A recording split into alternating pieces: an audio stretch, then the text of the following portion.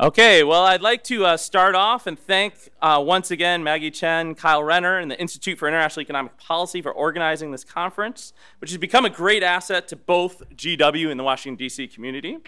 So to begin, I'd like to introduce Professor Barbara Stallings. She's the William H. Rhodes Research Professor at Brown's Watson Institute for International and Public Affairs.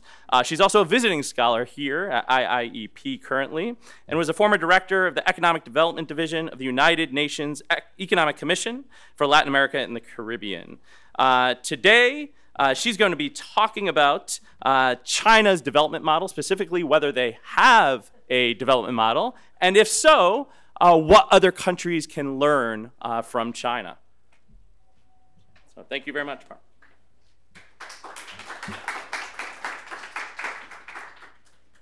Well, thank you very much to Maggie, Kyle, et al. For the invitation to be here and to share some ideas with you. So I've got several aims for this brief presentation. I want to be a bit provocative in a panel on the China development model. As you just heard, I'm asking, is there a Chinese development model? I also want to provide a sort of an overview because I'm assuming that my fellow panelists will talk about more specific pieces of the China development model topic. And then I thought, since this is the final panel, I'll try and pick up on a few of the ideas, concepts, etc., that we've been talking about all day, sort of by way of a partial conclusion. So I'm going to divide the presentation into two parts, which Stephen essentially introduced you to. I'm first going to discuss the rather lively debate that's going on in the literature and among individuals interested in these topics about whether there is a China development model, and if so, what its characteristics are.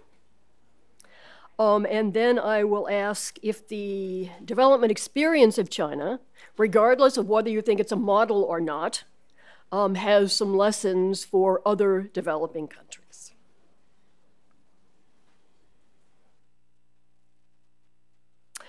So the question of whether there is a Chinese model of development is actually a very controversial one, both in China itself as well as internationally. Some people think there certainly is a Chinese model of development, and others think, well, not so much. It's basically a pragmatic set of decisions. If something works well, do some more of it. If something doesn't work very well, into the trash can. So different ways of looking at a set of policies and outcomes. Of course, we want to know if this makes any difference, if we think there's a model or not. And I would argue to you that it makes a difference in academic and theoretical discussions, but it also makes a difference in the policy world because many countries are wondering if China has lessons that they can follow in order to improve their own performance as far as development is concerned. Now, if there is a Chinese development model, how should we characterize it? There are two main approaches in the literature trying to answer this question. One is a discussion of the so-called Beijing Consensus, introduced quite a while ago, in 2004, by Joshua Cooper Ramo, who's now the co-director of Kissinger and Associates. Ramo introduced the Beijing Consensus in opposition to John Williamson's Washington Consensus, and argued that the Beijing Consensus was a superior way of trying to promote development in comparison to the Washington Consensus. Now, there are other people who talk about whether China is part of the East Asian developmental state trajectory. This is a concept that was introduced initially in the 1980s by Chalmers Johnson from Berkeley to describe the Japanese model of development, and particularly looking at what was then called MITI, the Ministry of International Trade and Industry. And then a variety of collaborators began to talk about a developmental state in Korea, in Taiwan, perhaps in Singapore, etc. There are people who think that China is following that developmental state trajectory that was initiated by other countries in the sub-region. For example, Michael Pettis, whose work some of you may know, who teaches in Beida's business school, has argued along these lines. John Knight at the Oxford Economics Department has made arguments of a similar sort, but others are not so sure. And I'll try and give you an idea of why. But let's first have a look at the discussion about the Beijing Consensus. So Ramos, on the one hand, argues that yes, there is a Beijing Consensus, but some of the things that he says about it certainly cast doubts on whether we should think about it as a model or not. So here are some of the statements in his book on the Beijing Consensus. He says it's flexible enough that it is barely classifiable as a doctrine. He says it's pragmatism and ideology at the same time. He cites Deng Xiaoping's well-known dictum that you should be groping for stones to cross the river. And he says, similar to Danny Roderick, his work I'm sure that many of you know as well, that there's no uniform set of policies that work for all countries. On the other hand, Ramo also put forward 3 theorems, as he called them, which he argued make the Beijing Consensus superior to its Washington counterpart. And these are topics we've heard about today. Innovation. Specifically, he says that China needed to and has been seeking cutting-edge technology to deal with some of the problems of very rapid change that are going on in that country. Second, self-determination. Using its leverage, which it has by way of its very large size, to tame great powers who might want to come in and get access to the China market and have more of a say than the Chinese might want them to.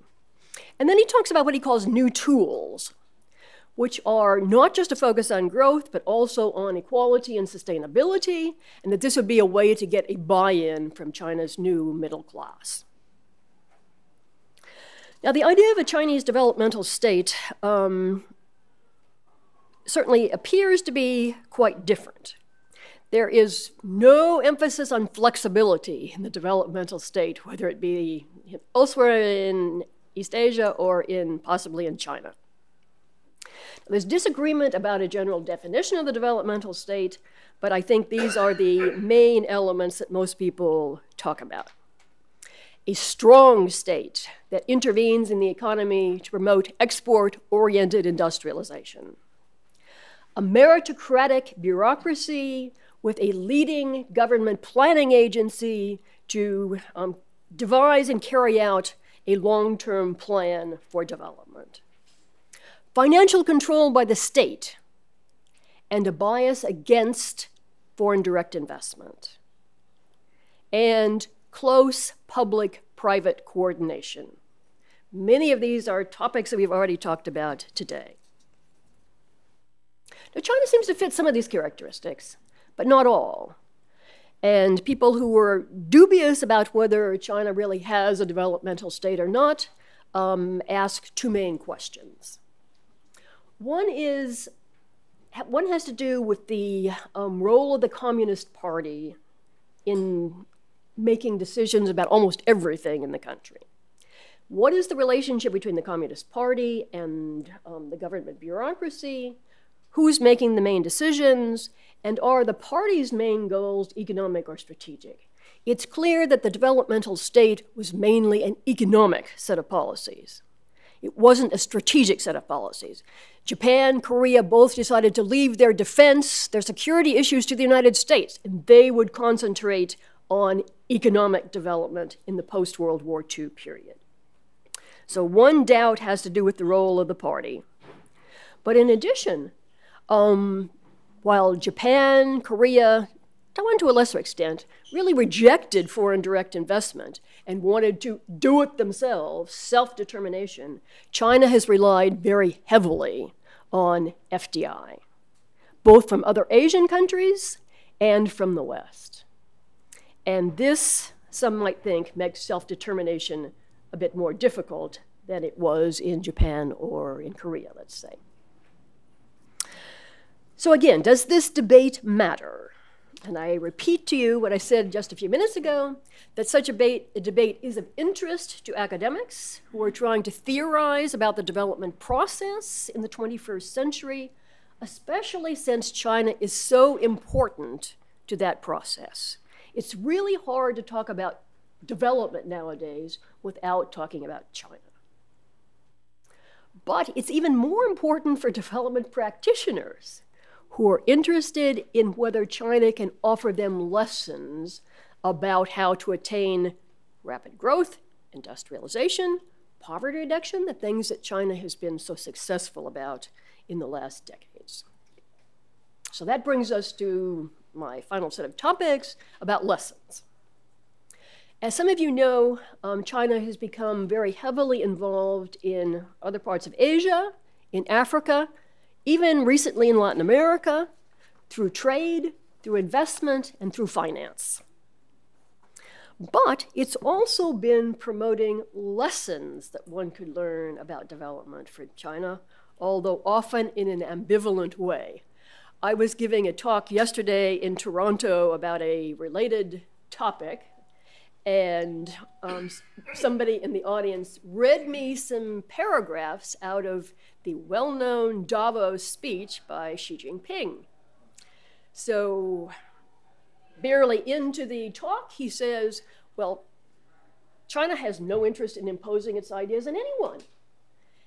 All countries have to make their own decisions about development policies. But a few pages later, then he starts talking about the things that China has done so well that maybe other countries should do too.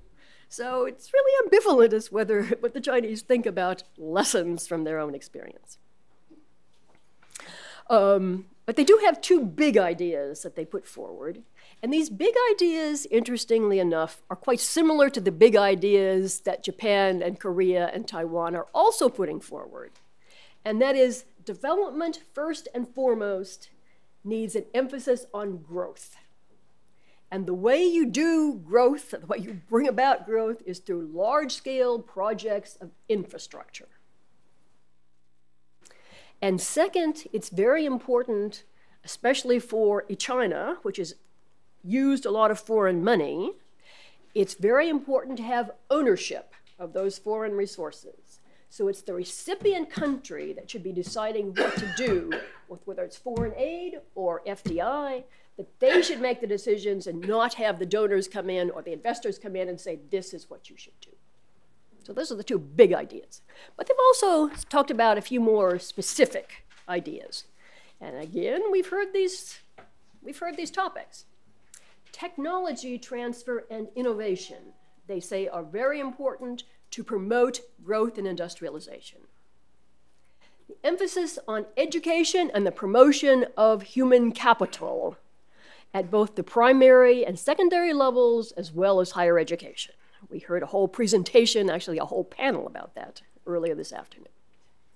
And then decentralization, that there should be an important role for provincial level and local governments in economic development. It shouldn't all be top-down from the center.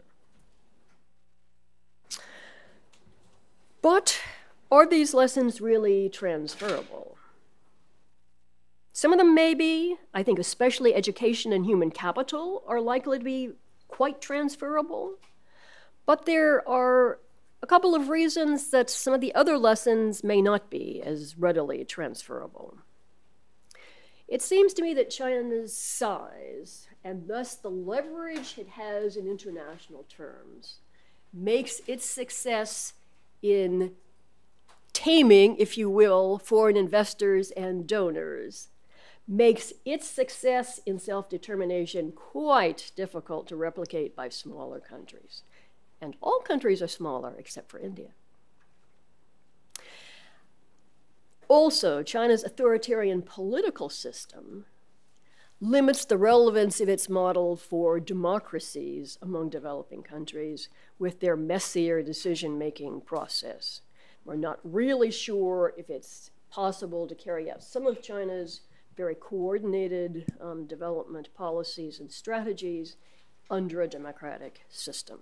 Korea and Japan and Taiwan have become democratic, but most of their developmental state history was under authoritarian governments, so we're not too sure about this. So in summary, I would suggest to you that there are two open questions about the topic of our panel. One is there a Chinese model development? And the other is, are the experiences of China relevant for other developing countries? There are no clear answers to these questions, and I'm sure that this discussion is going to continue both in rooms like this and in tables in finance ministries and industrial ministries around the developing world. Thank you very much.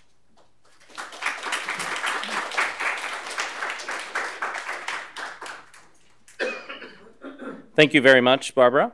Our next speaker is Professor Heiwai Tang. He's an assistant professor of international economics at the Johns Hopkins School of Advanced International Studies here in DC, and also a research fellow at the Federal Reserve Bank of Dallas.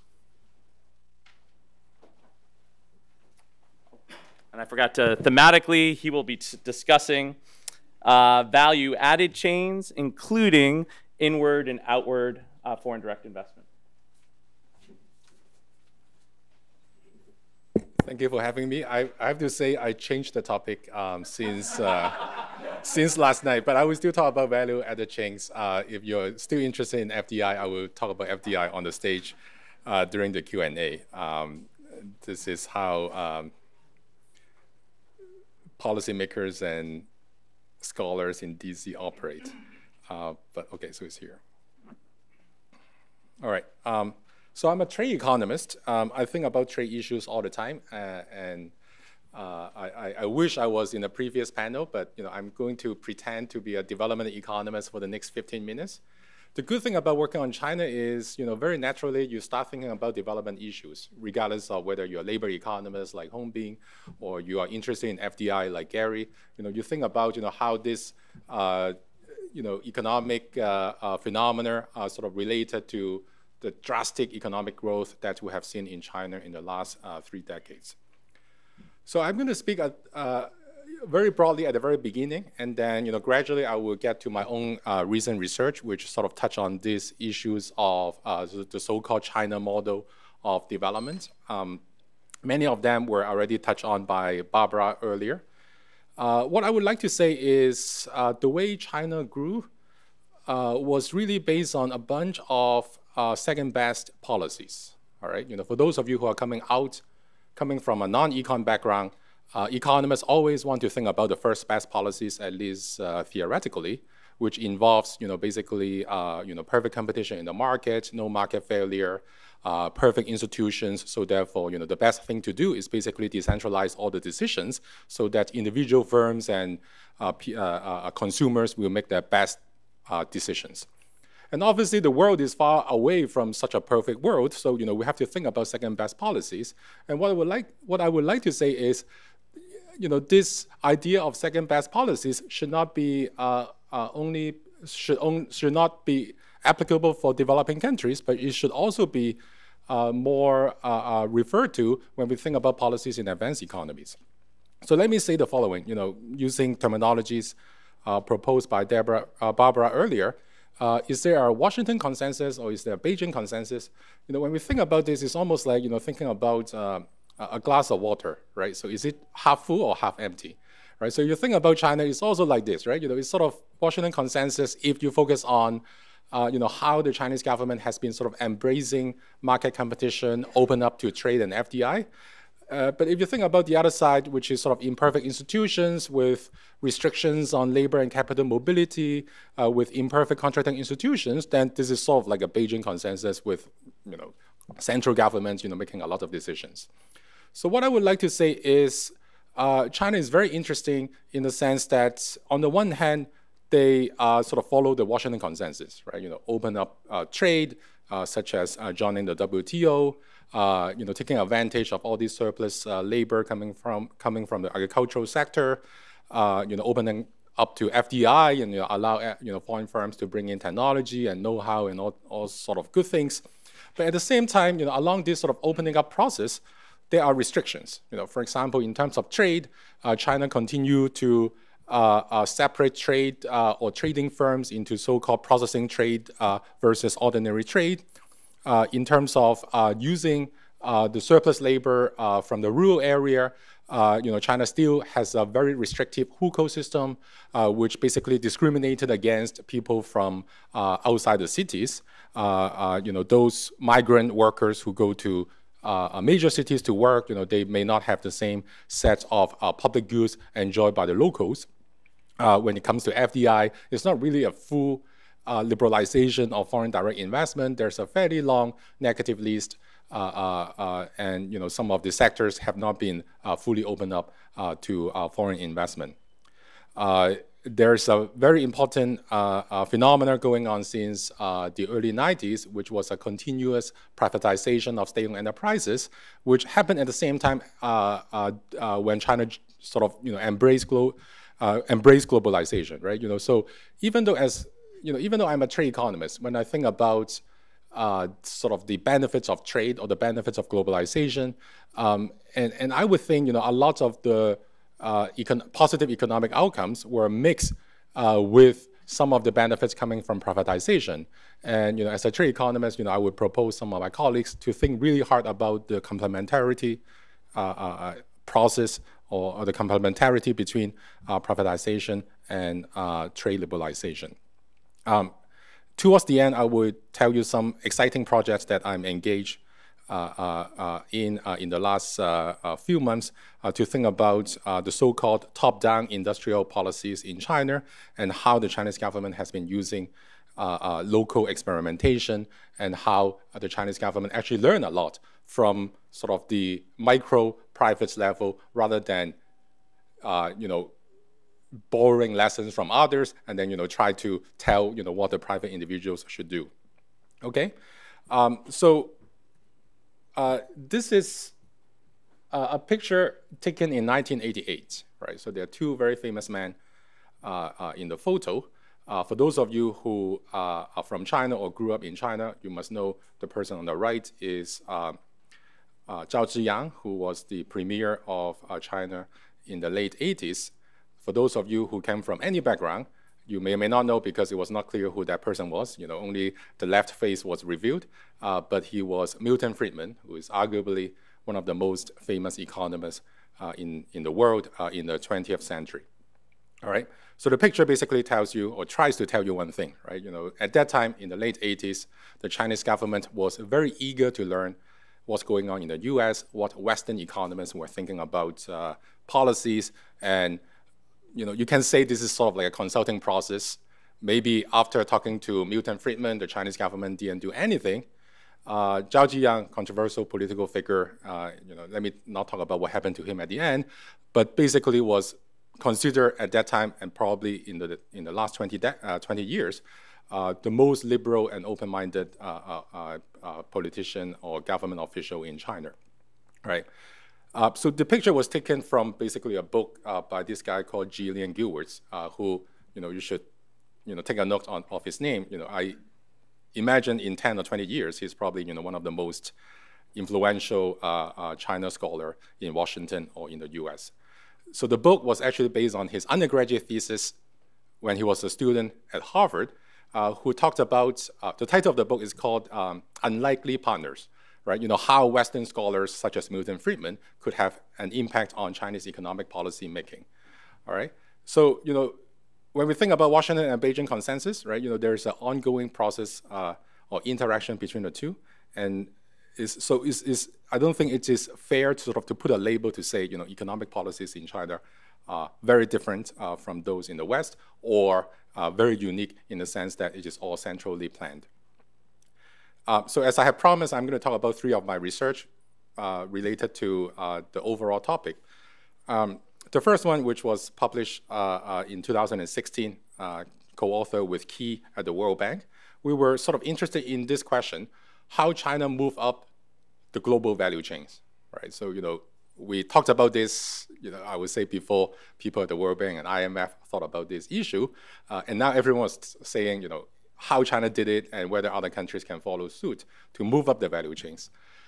You can argue the measure of domestic content in export may not be sort of the sufficient statistics for us to think about the success of a country in taking advantage of international trade, but it is possibly one benchmark for us to think about when China joined the WTO or when other countries open up their border for trade.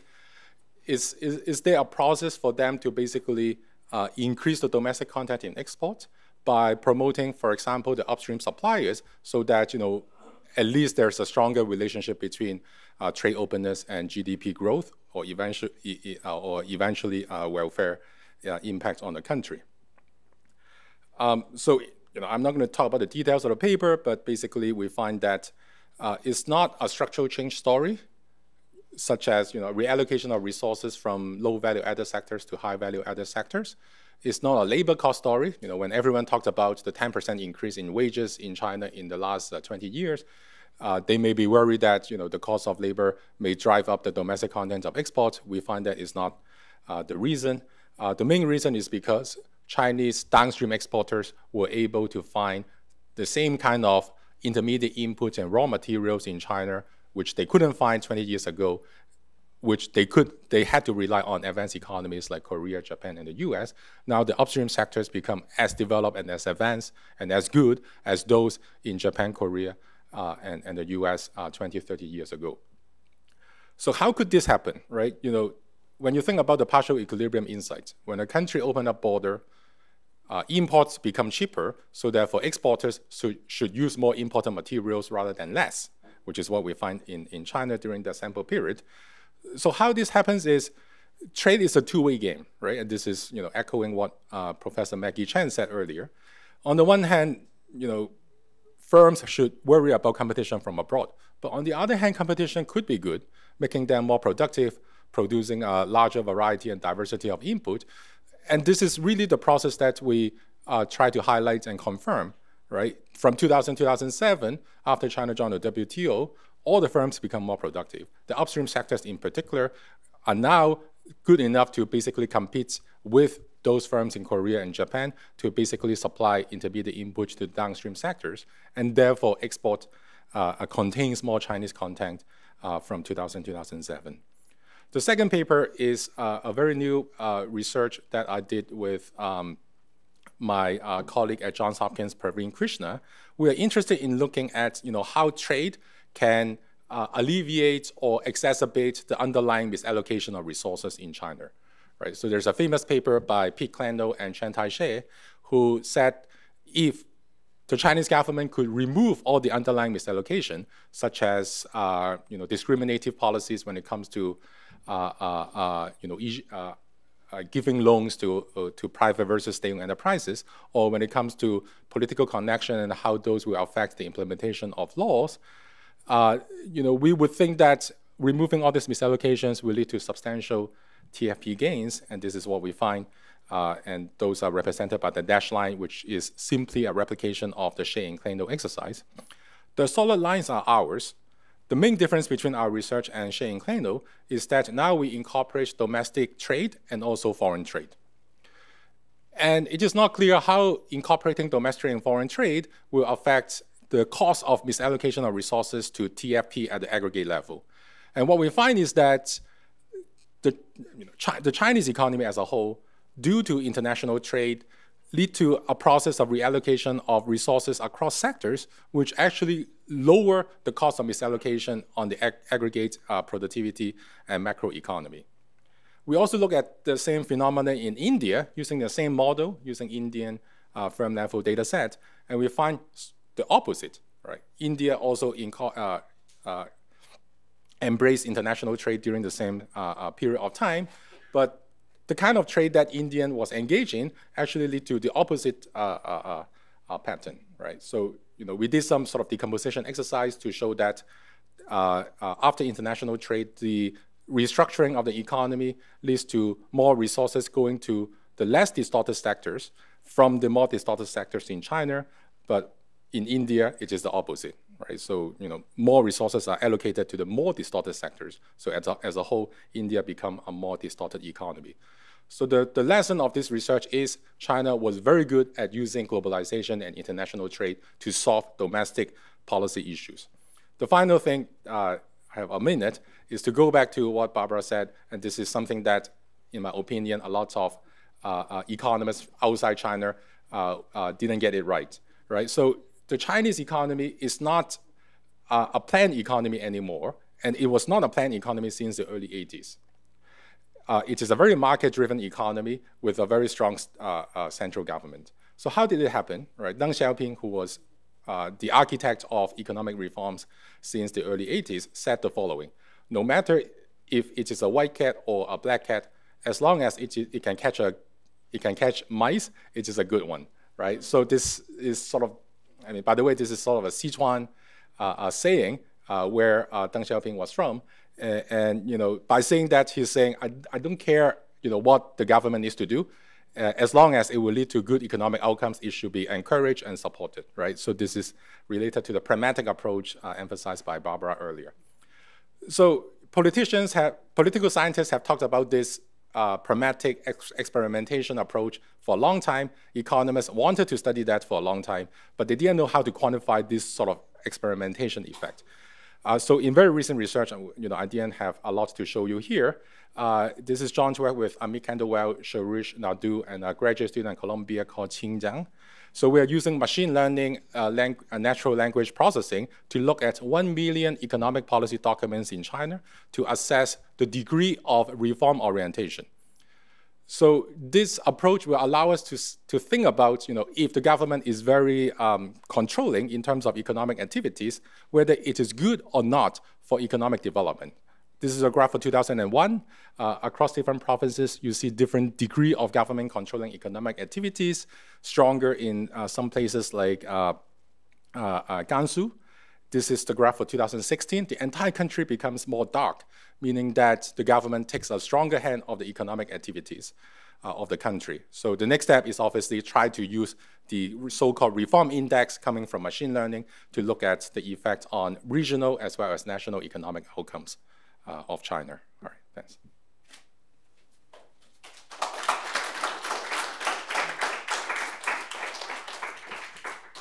I would now like to present Professor Bo Chen.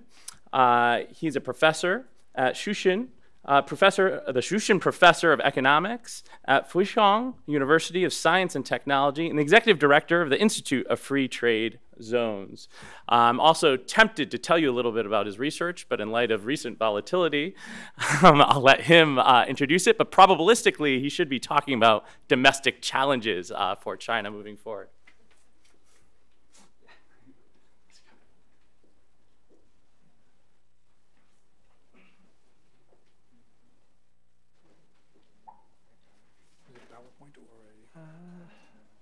This one, the last one.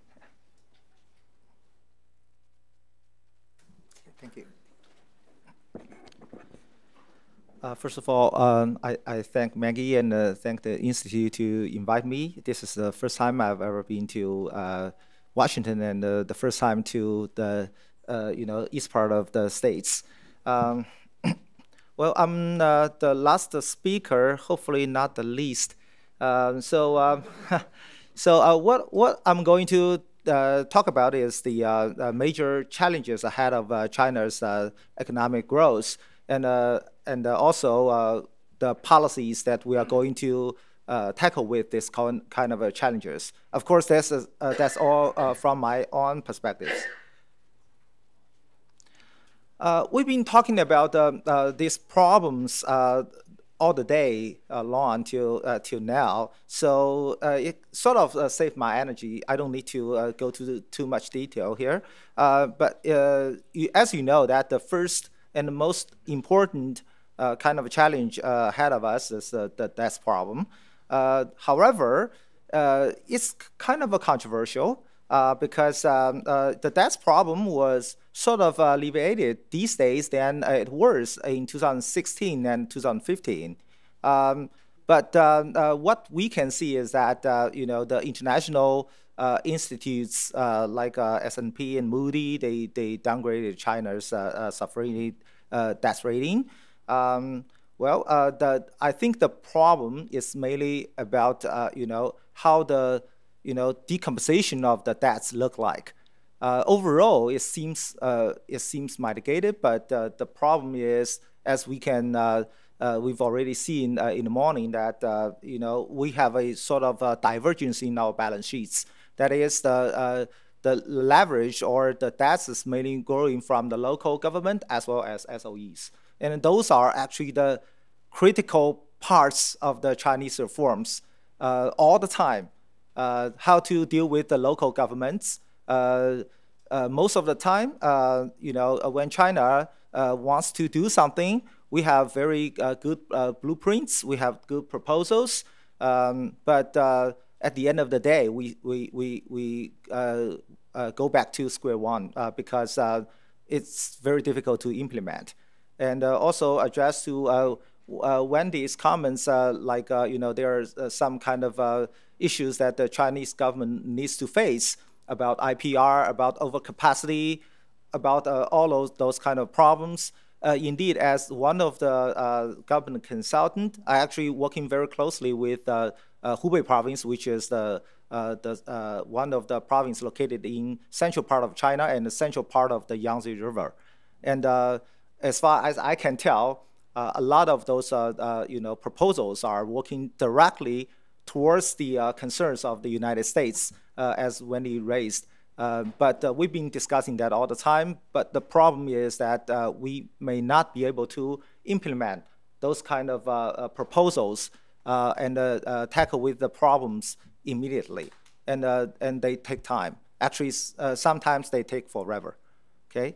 The debt problem is the same kind of problem, and it's one of the keys. Okay, one of the key problems. Second problem is about the real estate bubble, as many of you are aware of. In China, the real estate market is crazy. Like if we add up the value of the Chinese real estate value in the first tier city, like we have 4 major cities in China. If we add them up, the whole value actually accounts for 3 times of the U.S. GDP. So it's definitely crazy, but what can we do about it? So for the moment, we find actually the real estate market is still quite hot. Like the growth rate was 20% last year, and 35% of the new loans are actually pumped into this real estate market till today. Can the Chinese government cool it down? I think the government is trying their best. However, this real estate market accounts for almost 30% of the tax revenue. So I don't think the government can actually cooling it down. The government at most want to make it not as hot as today or yesterday. That's what they can do. And I also mentioned about the divergence in the balance sheets, which is quite related to the first challenge I mentioned about the debts. So we find actually most of the debts accumulation are from the SOEs. However, you can easily tell that the SOEs are not making good figures in profits. In other words, we are actually misallocating our resources. We pump in the capital, the financial resources to the firms which are less efficient. And we have many examples. I don't want to repeat it here, but that's a major concern. We can tell from the past 3 decades when China make very successful, achievement in economic growth. Actually, if you want to look at the details, we have 3 cycles of this fast growth. Each of the cycles starting with reform in SOEs, and then now we have to face the problem in SOE again. And can we really deal with that? And I'm sorry for the wrong number, but the number 4th is the weak stock market. Even though stock market only accounts for a very small share of the Chinese financial market, only 10%. However, the stock market failure was actually a result of the government's attempt to enhance the ability of the firm direct financing method, rather than relying on the indirect financing method via the banks. But it's a big failure. In other words, if you want to look at the Chinese financial market reform, you have to focus on the reform on the banks because we've already failed the other method. Okay, the financial liberalization is another challenge to us. I mean, basically the external liberalization. Here we find some kind of conflicting results here. On the one hand, as a consultant for the free trade zones, I can assure you that we're working very hard on financial liberalization. On the other hand, you may think I'm a cheater because you don't see anything. You don't see any progress. Why? Because in China, the government, on the one hand, they want to internationalize RMB. They want to make China a leader in the global economy. So financial liberalization or the internationalized RMB is a must. On the other hand, China is a country that is very cautious about all those kind of potential risks, especially the financial risk. We want to avoid that as much as we can. So we are very cautious. From 2014 until the end of last year, China encountered big capital flights, and both domestic and the international financial market was not stable to China. So that's the reason why you see, on the one hand, we do have the proposals on further financial liberalization, and it's been approved by the central government. On the other hand, you don't see them being implemented. And indeed, you see we are actually moving backward because the Chinese government is so concerned with the short-run kind of a risk. So we are doing this kind of conflicting actions all the time. And the 6th challenge is the fragile global value chain. As you know, that we are now facing more protectionism, and also the economic recovery may not be that stable, so that the Chinese trade is facing a big obstacle. Even though the first half of this year seems good, the Chinese data is good. However, in July and August, the Chinese monthly data, especially trade, became gloomy again. Okay, so it's not stable. Number 7, we are actually trying our best to attract FDI.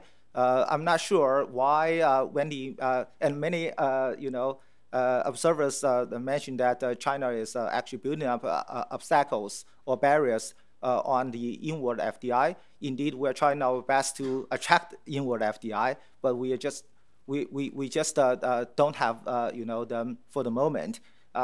But anyway, we're more worried about our outbound FDI because it's increased too fast, and China now is the 2nd largest net investors in the world. We changed from nowhere to be a largest investor just in the last 3 years. Okay, so these are the challenges ahead of us. We have many more, but these are the 7 challenges I believe is the most important or severe kind of challenges ahead of us. So what we are going to do to tackle with these challenges, I think, first of all, the Chinese government, in order to achieve the so-called 6.5 magical growth rate, we have to do some kind of stimulus plan. And how to do that? Monetary policy is pretty much out of the option because we also want to, keep our exchange rate stable. So we will sort for more expansionary fiscal policies. And then secondly, when China's government want to stimulate the economy, what they are doing in the past is just simply pump money into the infrastructure construction. And however, there's a problem that is we've been doing this for the last 3 decades, and the marginal return on the infrastructure investment is declining very, very quickly. So what can we do? What I'm saying is that we can still stick to the infrastructure investment to stimulate the economy, but we have to change the detailed direction. Rather than building up more highways and roads across cities to the remote places, we are actually now investing more on the urban development to the first and second tier cities. And we also want to do reforms on the government administration mode and SOEs. And finally, that's the last one. We are going to promoting the globalization, or we call it the anti-protectionism, using those kind of proposals on OBOR, ASAP, etc. And in particular, we are doing a sort of kind of experiments in the future China's reforms in some designated area we call free trade zones. For example, we have more financial reforms going on. The capital account liberalization does take place in China, but just in these designated zones, Shanghai and Guangdong. And we have the negative list. We've been discussing that. Actually, we're working very hard on that. And we have the reforms on the taxation policies. We also have the improving filing systems upon the entry of the firms, regardless the type of you, like private ones or foreign investors. We are actually trying to facilitate all those kind of investment and market entry. So that's basically what I'm talking about. Thank you.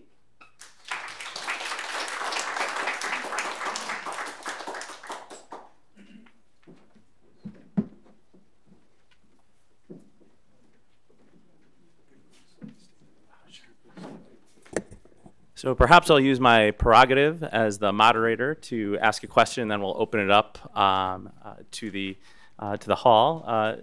The first question I would have would be to connect some of the macro we've heard about today with micro. So in other words, the debt, questions, financial sustainability questions, a lot of these pressures that we've just heard about throughout the day.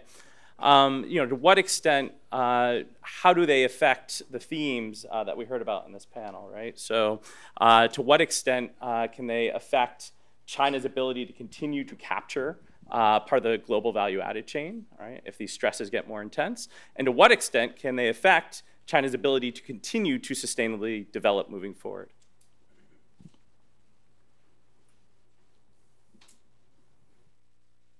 Would you... For all three of you, sure. It's all about that, right? Sure, but connections to the other themes you were talking about as well, sure. The Chinese strategy is very clear. We are trying our best to crawling up the global supply chain so that we can have more value added rather than just very good-looking figure in the gross trade.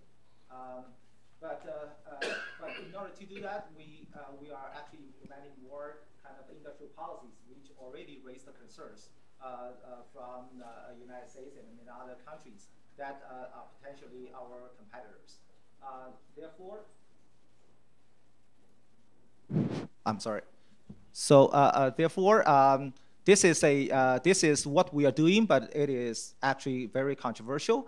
But to me, the key or the critical reforms or the steps towards our target is that whether or not we can, finish or accomplish our reform goals in SOEs. Because first of all those kind of value-added upgrading is mainly taking place among the SOEs because they are so-called, many of them are in the so-called strategic industries.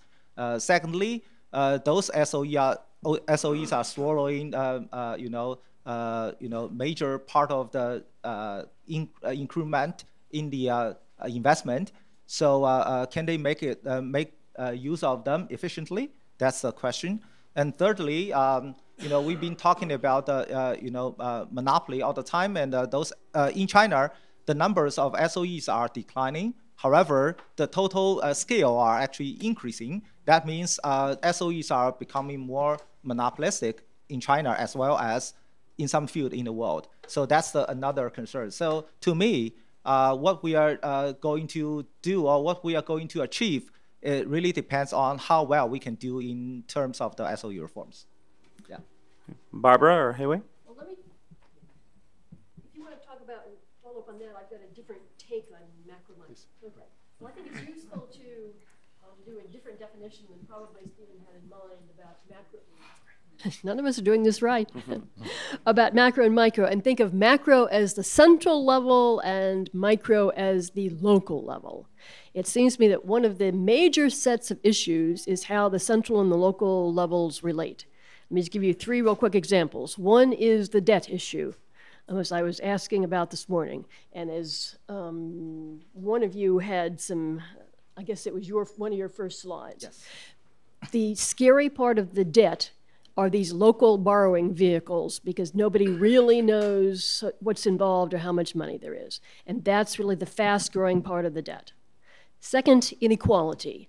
The local level are doing all sorts of things that are increasing inequality across the country, which has created a set of political as well as economic issues. And then, related to that, the stability question.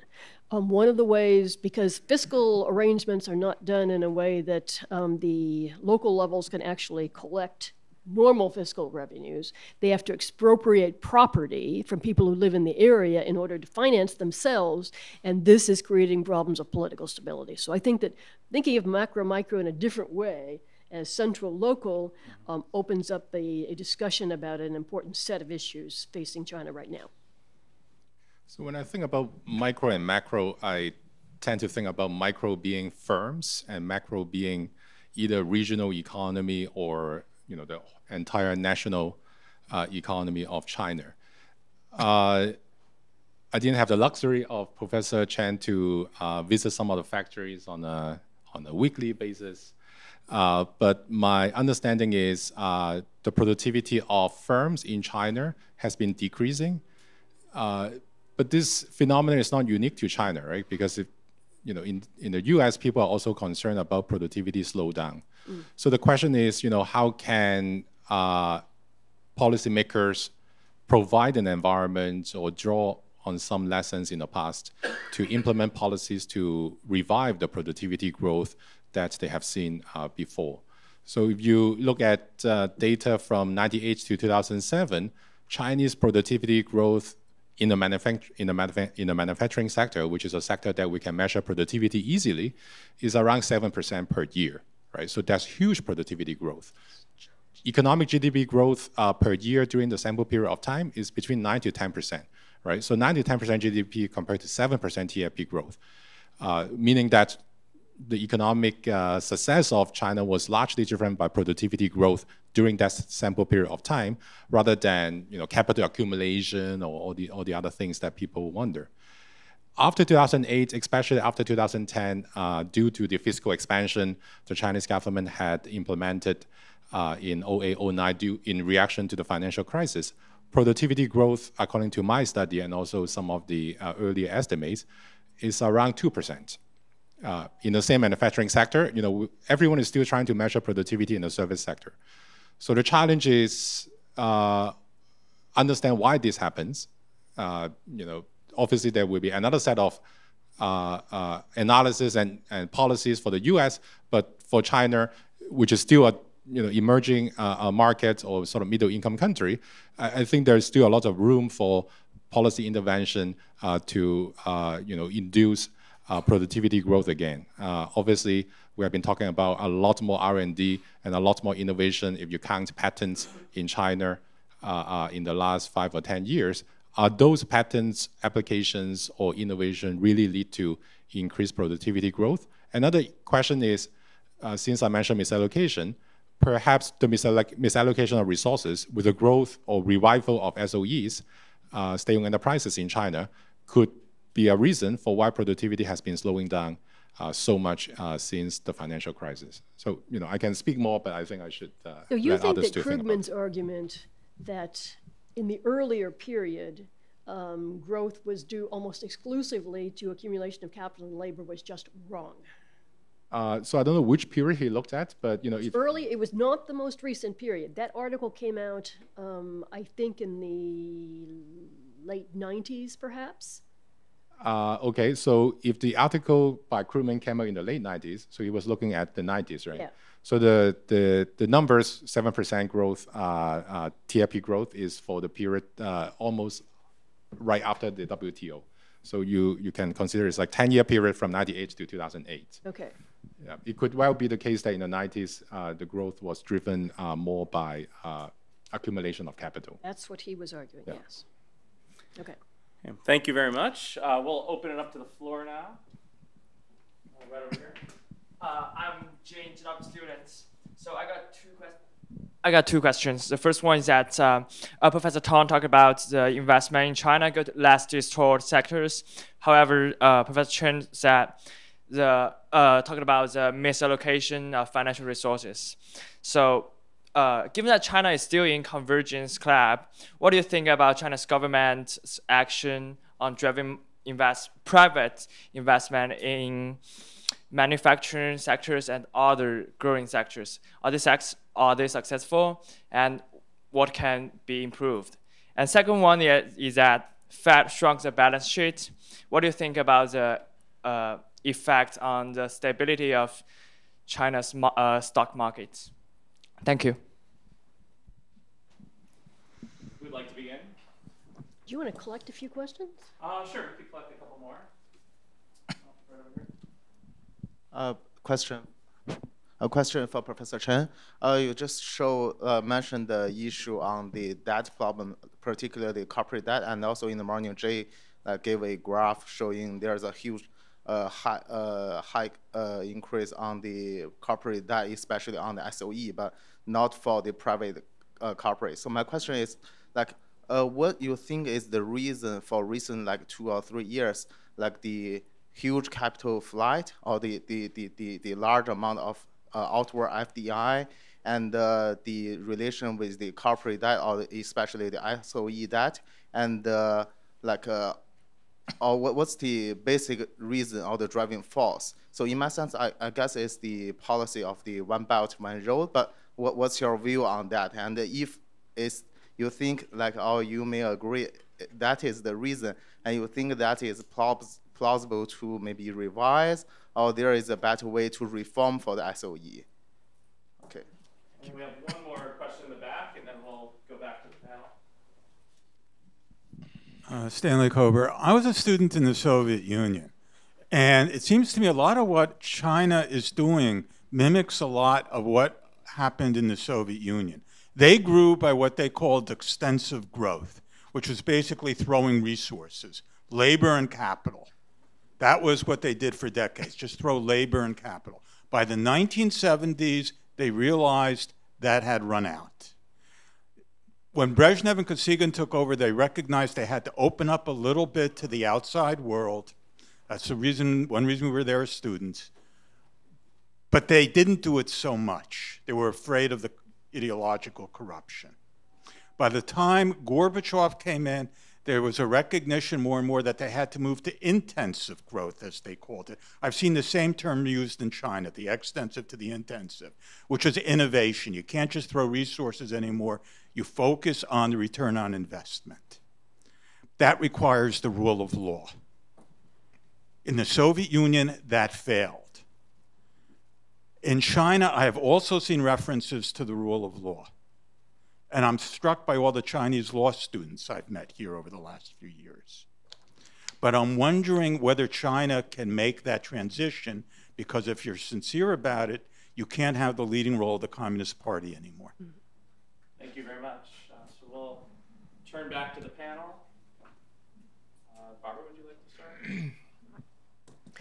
Well, going to the reason for large debt accumulation, and basically, China, like a number of Asian countries, cleaned up their balance sheets in the period after the Asian financial crisis and before the global financial crisis, and really in an impressive way. So the Asians and the Latin Americans really didn't have a financial crisis in 2008, 2009. They had economic problems. So China, after the global financial crisis, really started throwing money into the economy in a variety of ways, fiscal channel through monetary channel, et cetera, basically to keep growth going. I mean, that was the bottom line, that they had to keep the growth rate up. And this was the way to do it. Why did they have to keep the growth rate up? To make sure that employment was staying up, to make sure that people would continue to support the party as running the country. So it seems to me that it's hard to figure out the reasons for the debt without bringing in both political and economic kinds of factors. The USSR-China comparison, of course, the Chinese are convinced that they figured out how not to behave like the Soviet Union. And many of the things they've done have been precisely to avoid what you were outlining. They didn't want to have those kinds of problems. But the role of the party will not, there's no indication whatsoever that that's going to change. And they've managed to be relatively successful. Vietnam is another good example of doing a fair amount of, whether we want to call it Washington Consensus kinds of policies or not, but maintaining the control of the party. So the Chinese think that they can do it much better than the Soviet Union did it. So far, it seems that they're right. They're certainly doing a better job than the current government of the Soviet Union is. Move on down the line. Heiwai? So let me say a few words about your earlier question about misallocation and debts and issues. I think, so I'm going to say something that is fairly provocative, but I truly believe is the engine of growth, at least since 2000. So remember I said it was a period of time when China become more and more globalized in terms of trade and FDI. But it is also the time when the Chinese economy become a lot more privatized, right? With some of the low profit SOEs being privatized, some of them became, was forced to move out from the economy. But there's also a period of time when there's a lot of rent seeking going on. So usually when economists think about rent seeking, which involves, basically corruption or bribes, or, in the US, we call that lobbying. We think it's bad, right? It's bad for the economy because, it channels resources away from productive activities to unproductive activities. But that could be the reason why China was able to grow for so long without having any political or institutional reform.